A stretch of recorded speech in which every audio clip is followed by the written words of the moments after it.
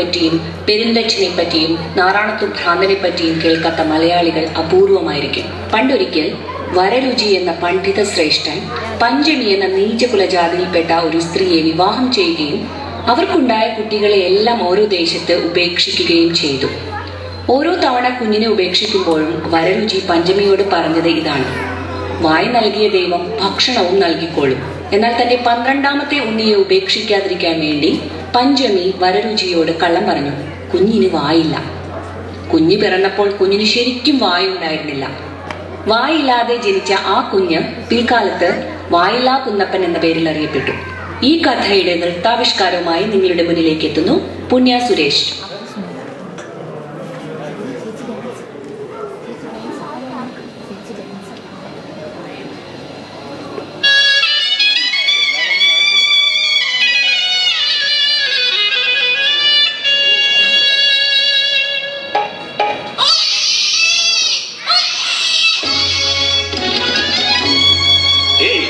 കുഞ്ഞിന് വായുണ്ടോ?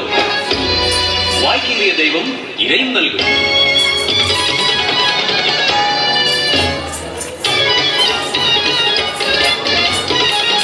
നിറമാറു ചുരത്തും മുമ്പേ പേറ്റുനോമണയും മുമ്പേ ചോരക്കിടാവിനെ വഴിയിലുപേക്ഷിച്ച് കാന്തന്റെ പിന്നാലെ നടന്നൊരമ്മ, പന്തീരുപുരത്തിനെ പെറ്റൊരമ്മ.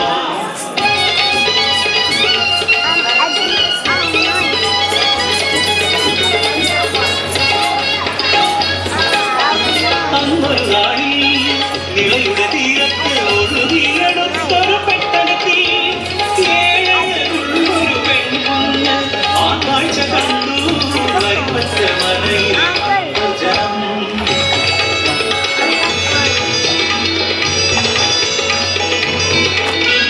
പിഞ്ചിറും മൈതലെ നെഞ്ചോടു ചേർത്തു വരിപ്പറ്റ മലയിൽ കൊണ്ടുപോയി.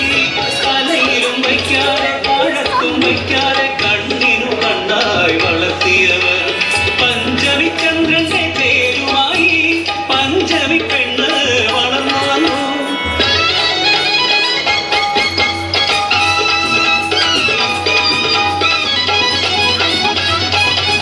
പണ്ഡിത ശ്രേഷ്ഠനാം വരരുചി ഒരു നാൾ കരിപ്പറ്റ വലയിൽ അതിഥിയായി. ആദിത്യമേകുവാൻ മുന്നിൽ വന്ന പഞ്ചമിയെ കണ്ടു മോഹിച്ചു വരരുചി. അവളെ വേണിയായി സ്വീകരിച്ചു. കരിപ്പറ്റ വല വിട്ട് പഞ്ചമി എന്ന് കാന്തന്റെ പിന്നാലെ യാത്രയായി. ദേശങ്ങൾ തോറും യാത്രയായി.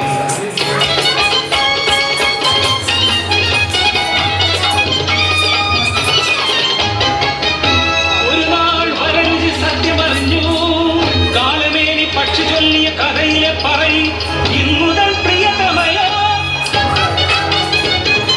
വിധി നിയോഗം തളർത്തിയ മനസ്സ് വിധിയോട് പൊരുതുവാൻ പടയൊരുക്കി.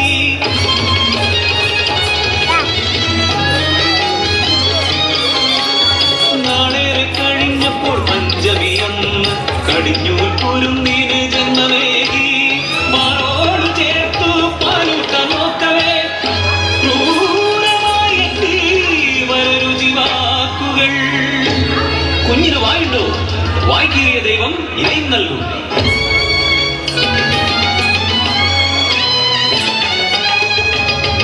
തകർന്ന് കരഞ്ഞു പറഞ്ഞമ്മ ഉണ്ണി പാലൂട്ടി.